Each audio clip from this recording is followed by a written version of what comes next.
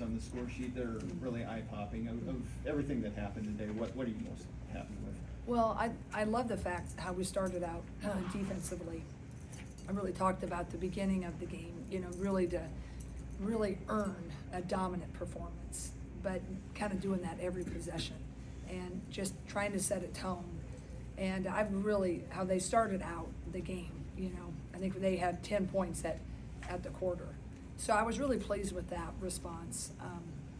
I think also we were really, that first while, we were really trying to stay true to our offense and our transitioning into the offense. We were really pretty attentive and sharp.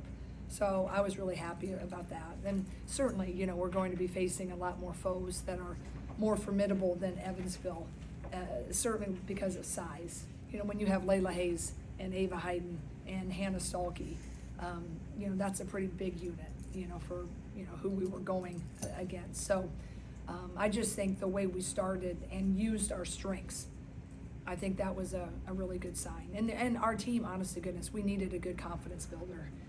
We're learning a lot, we're growing a lot. I've told you guys the trajectory I think will typically be up, but it's gonna go every which way. We just have a lot of different people with a lot of different talents, and they have different paces and of learning. We talked about chit chat. I think last game I asked you about her 10 assists, 1 turnover today. You guys have had a lot of really good passers at point guard over the last decade plus. Yeah. But 10 assists, 1 turnover is probably not something you've seen a ton of though. Just what sets her passing apart from maybe some of the others that you guys have had? She just the game is slow for her. She's fast, she's quick, but she makes it slow. Like she's trying to. She loves passing. I mean, and look at her shooting. But she loves it. She loves to try to figure out how can I serve my team in that way. And so now we're going to see. I'm really excited, but I also understand what happens as we go to Thursday to Sunday to next week in Florida. There's a lot of different defensive schemes and sizes that we're going to see. But I just love the way that she's just a thinker. She really is trying to learn what we want to do, and she doesn't deviate much from it, even when she could, because she's quick enough to blow by people at times.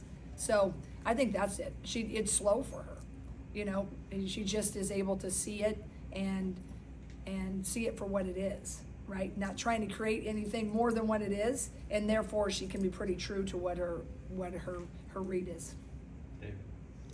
Jen, I guess when you guys get up by a substantial margin, and with respect to Evansville too, I mean, is what are you trying to accomplish in the last second half of basketball? Is it simply confidence builder? Is it getting the freshman experience? Like, how do you kind of go about coaching when you're up by that margin? That's always the hard thing. I think it's just a wonderful luxury, right? You coach long enough, you're on both sides of those deals. And, I think it was a tougher than normal day for Evansville. We just got off on the right foot.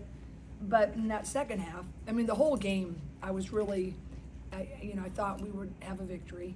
Not overconfident, but I thought looking on paper. But I wanted it to be a game in which we were, at the end of it, we could all feel good about it. Every position, the coaches, the people who oversee defense, the people who oversee offense, and I think we're able to do that. So I would like to think when they all watch film, they all are going to have real film, not just film against our gray squad, not just film against each other, not just watching film of what Ava did, if you're Leila. So that's what I was hoping to accomplish, is to really give them meaningful minutes of which they can learn and grow, and thankfully we were able to do that. It's probably a good 3-pointer omen when Hannah hits the one at the end of the shot clock there in the corner. I know you weren't worried about after 4-for-18, but what did that performance from everybody do confidence-wise? Well, I just think, sport is funny. You get a few of those to go your way and they stick in your memory bank, right? We created, that was something out of nothing, right? So maybe you can say it's a lucky shot, but she's practiced a lot this summer of the 3. And the best part for her coach is clock awareness, right? She didn't try to do what she can do, right? Power in, get in there and do the layup, which I love when she does. She knew what time was on the clock, get it, lock, load. So I think that was really my best part of that she did that, and then icing on the cake, it went in. But I just think that was just, I hope, another sign for her confidence. Jan, what was it like having Molly back in the building, and what what was your conversation? Well, I just told her, I love that kid. I love Molly's story for all the right reasons of a team sport. And I think we talked about Molly Davis when we got her, but I don't think we really delved into the fact that, she left a starting position to come and, be a part of this, and certainly in the orbit of which she came. And I think if you talk to everybody associated with that era, we probably don't have a lot of the things we have without Molly Davis. And I remember how as we got going, the fan base really, got on board with her Molly's headbands, I'm with the band, which I was so happy about. But it's just such a great lesson about roles. And if you're going to be part of a team, I mean, it'd be great if we can all sign up and be that, first Big Ten pick or the star. But someone's got to be the role players. Someone has to fill out a team and just say, okay, this is my spot. I love where I am. I want to be a part of that. I love how they play. I love how they share the ball. I love that they seem to have fun. So Molly was able to say, you know what, I went to the NCAA tournament, we played her down when Caitlin was a freshman. And so then she came. And then she didn't get a whole lot of shine, but a lot of times when we needed her most, she had the bucket. She had the assist. So I just love everything about that. And she was kind of shyer, but if you know and have conversations with her, just an incredible young woman. And her coaching staff, when we were talking about scheduling this game, I mean, she just says the most similar things that Lisa and I always said about her: hard worker, smart, loyal. So having her back and getting that, crowd was great. But I told her when I hugged her at the end, I said, I always like it when we're on the same bench the most. But she's just an incredible story. So I'm forever thankful for her. Not just that, helped us win, but she just was a really great kid. And thanks for asking about her. Yeah. What did you see from Leila's performance today that you liked? Well, that's why we all recruited her so hard, right? She just has, she's just like a sleeping giant. She's going to, I think, if she really puts in the work. And today it was fun because she was playing with a much more confidence. Like, she had some mistakes, she put it on the floor. Sometimes she wasn't supposed to make a move right away. She was supposed to wait to look for a cutter, but she was just going for it. And that's the breakthrough. That's what I loved, is that she was confident enough to make a mistake because she was going for it versus looking at you every time. Was that right? Should I have done that?